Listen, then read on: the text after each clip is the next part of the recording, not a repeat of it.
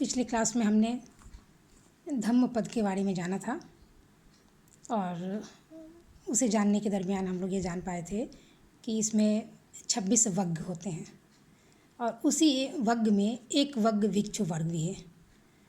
तो आज हम लोग इसके बारे में जानते हैं कि आखिर भिक्षु वर्ग में भिक्षुक के बारे में क्या कहा गया है, यानी संतों के बारे में क्या बताया गया है, उन्हें उनकी नैतिकता, उनके आचरण कैसे होने चाहिए, उन्हें कहाँ कहाँ संयम बरतना चाहिए, कहाँ क्या होना चाहिए।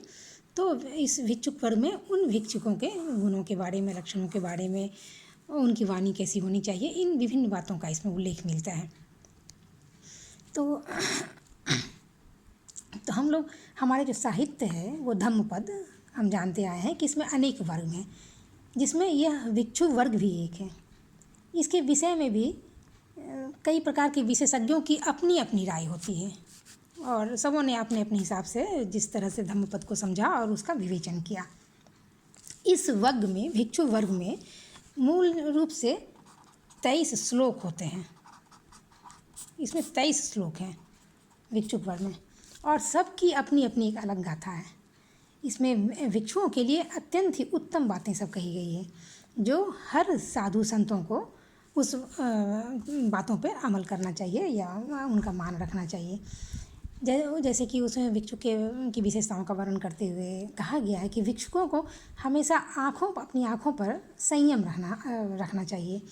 उन्हें अपने कानों पे, अपने मन पे, अपनी जीवा पे, अपनी इंद्रियों को, सबों पे संयम रखना चाहिए। उन्हें कभी भी उत्तेजित नहीं होने देना चाहिए और इसके साथ ही उन्हें अपने शरीर पे, अपनी वाणी पे, अपने मन पे हमेशा संयम रखना चाहिए।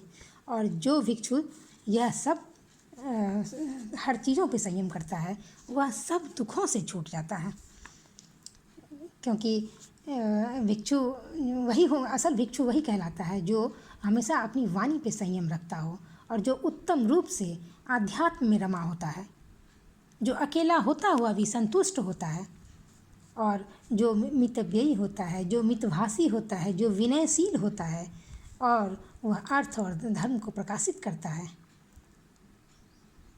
इसलिए भिक्षु धर्म में जो रमता है, जो भिक्षु धर्म का जो पालन करने वाला होता है, उसे चाहिए कि उसे हमेशा ही धर्म में रत रहना चाहिए। उसे वाणी, मन, इंद्रियों सब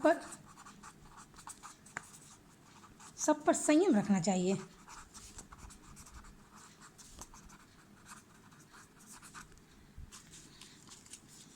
और एक भिक्षु जो होता है वो उसे अपने लाभ की ज़्यादा चिंता नहीं होती है। उन्हें अपने लाभ की ज़्यादा इच्छा नहीं होनी चाहिए और उसे हमेशा दूसरों के उपकार के लिए, दूसरों के परोपकार की भावना से हमेशा काम करते रहना चाहिए। और अपने जीवन में उसे अपने जीवन में कभी ईर्ष्या को स्थान नहीं देना चाहिए, क्योंकि ईर्ष्या करने वाला जो भिक्षु होता है वो कभी भी निर्वाण को या दुख से दूर नहीं हो सकता है, वो कभी भी समाधि को कभी भी प्राप्त नहीं हो सकता है।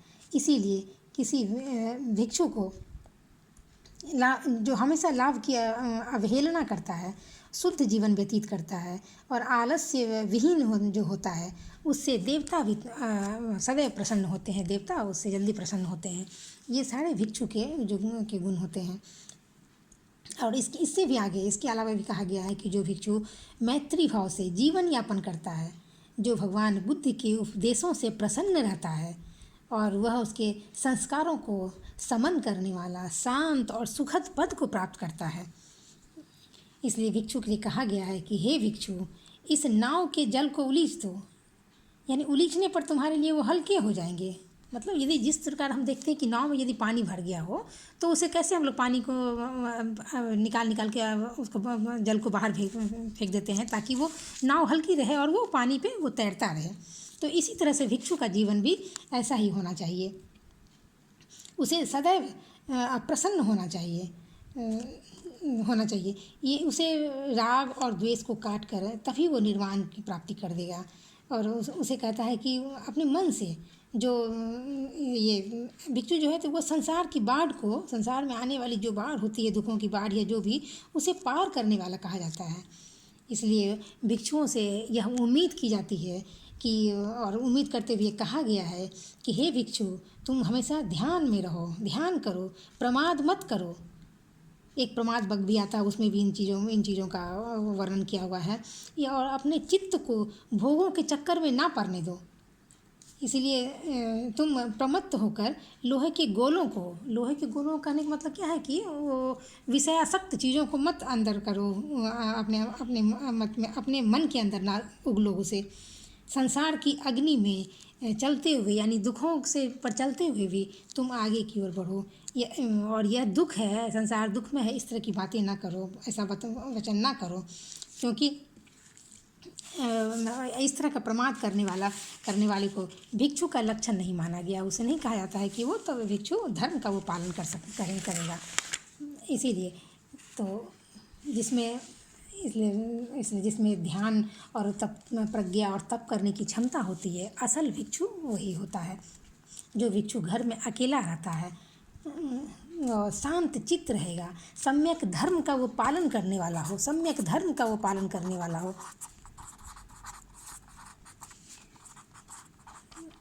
सिर्फ सम्यक धर्म ने, और भगवान बुद्ध ने जो अष्टांगिक मार्ग की विवेचना की है, उन सभी अष्टांगिक मार्गों पर जो चलने वाला हो, अष्टांगिक मार्ग पे जो चले, अष्टांगिक मार्ग पर चलने वाला, ये सब जो भिक्षु का लक्षण हो, ये सब लक्षण है भिक्षु का, ये सारे के सारे लक्षण है, 1 2 फिर इधर, ये सब लक्षण है भिक्षुओं का लक्षण कहा गया है।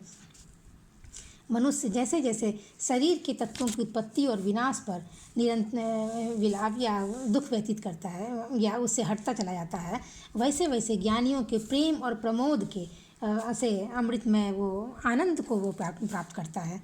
इसीलिए यहाँ पर प्रायः भिक्षु के लिए सर्वप्रथम यह आवश्यक है कि उसे अपने इंद्रियों पर संयम, संतोष और उसके आचरण में संयमता होनी चाहिए, विशुद्ध जीविका वाला होना चाहिए, आलस्य विहीन होना चाहिए और कल्याण करने वाले मित्रों की संगति उसे करनी चाहिए, और उसे हमेशा सेवा सत्कार की वृत्ति वाला बनना और व्यवहार कुशल बनना चाहिए। यदि इस प्रकार वो भिक्षुक रहता है तो बहुत जल्दी वो निर्वाण को प्राप्त करते है और आगे बढ़ता है, उसे कभी दुख होता ही नहीं है। उसे हमेशा अपने ये मन को भिक्षुओं के लिए कहा गया है कि जब तक वो आप शांत नहीं होंगे, यदि आप अपने शरीर को शांत कर लेते हैं तो वाणी में भी शांति आ जाती है। तो फिर वो जो शांत चित्त जो व्यक्ति हो गया, जो शरीर से मन से जिसने शारीरिक प्रलोभनों को त्याग दिया है, तभी वह भिक्षु अपने द्वारा किसी और को भी वो प्रेरित कर सकता है धर्म मार्ग में आगे बढ़ने के लिए। इसीलिए आप एक भिक्षु स्वयं सदैव इस बातों को अपने जीवन में अमल करे, और तभी वो दूसरों को भी इस मार्ग की ओर आगे बढ़ने से वो प्रेरित कर सकता है। तो इस प्रकार जो है वो स्मृति युक्त भिक्षु जो है वो आप हमेशा वो अच्छे परिवेश में, अच्छे जीवन में अच्छे कर सकते हैं। तो इसलिए जो अभी तक भिक्षु की जो इतनी बातें हुई, जो 23 श्लोक इस भिक्षु वर्ग में आते हैं, यानी जो उसमें भिक्षुओं के बारे में तरह तरह की बातें कही गई हैं, तो उसे मूल रूप से इतनी बातों पढ़ने के बाद मूल रूप से हम ये क्या कह सकते हैं कि एक भिक्षु का जीवन जो क्या है, एक सरल जीवन होना चाहिए। भिक्षु का जीवन एक सरल, बहुत ही सरल जीवन उसे जीना चाहिए, सरल जीवन होना चाहिए।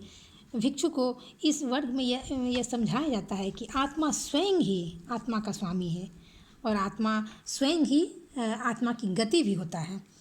इसलिए जिस प्रकार जो है वो मतलब इस प्रकार जिस तरह आप अपने आत्मा को जितना संयत करोगे तो आप स्वयं अपने आप को संयत करोगे। जो भिक्षु बहुत प्रमोद करने वाला होता है वो ही भगवान बुद्ध की बातों में या उनके उपदेशों में रत रहता है, जो प्रसन्न रहता है, शांत और संस्कारों को उनको स्वीकार करने वाला होता है या अपने जीवन में उतारने वाला होता है, वही सुखकारी पद को प्राप्त कर सकता है भिक्षु। इसलिए भी जो भिक्षु युवावस्था में ही मतलब भगवान बुद्ध के उपदेशों को अपने अंदर आत्मसात कर लेता है और उनकी बातों पर चलने लगता है या अपने अंदर उन बातों को संलग्न कर लेता है, वह इस संसार को इस प्रकार मतलब कि प्रकाशित करता है या संसार को इस भांति समझने लगता है जिस प्रकार कि बादलों से मुक्त हो जब चंद्रमा हो जाता है तो कितना अच्छा वो दिखता है, सुंदर सुंदर दिखता है। और जब चंद्रमा से जब वो आच्छादित रहता है, ढका हुआ रहता है, तो चंद्रमा की खूबसूरती जिस तरह बिगड़ जाती है वो दिखता ही नहीं, छिप जाता है। तो यदि आप संयम बरतते हैं, अपने जीवन में संयम बरतते हैं और बुद्ध के उपदेशों पर पालन करते हैं, आपकी वाणी में मिठास होती है, मृदु भाषी होते हैं, आप संयत होते हैं, इंद्रियों पर आपने अपने को वश में कर लिया है, तो इस तरह के जो भिक्षु होते हैं वो जीवन में हमेशा ही उच्च पद को प्राप्त करते हैं और अपने पथ प्रदर्शक के रूप एक अच्छे पथ प्रदर्शक के रूप में वो माने जाते हैं। तो ये इन बातों का भिक्षु वर्ग में उल्लेख किया गया है और इतनी सारी बातें हैं जो हम धम्मपद में जब भिक्षु वर्ग को उलट के देखेंगे तो हम देखेंगे कि मुख्य रूप से उनके इन 23 श्लोकों में भिक्षु के बारे में इन सारी बातें कही गई हैं। धन्यवाद।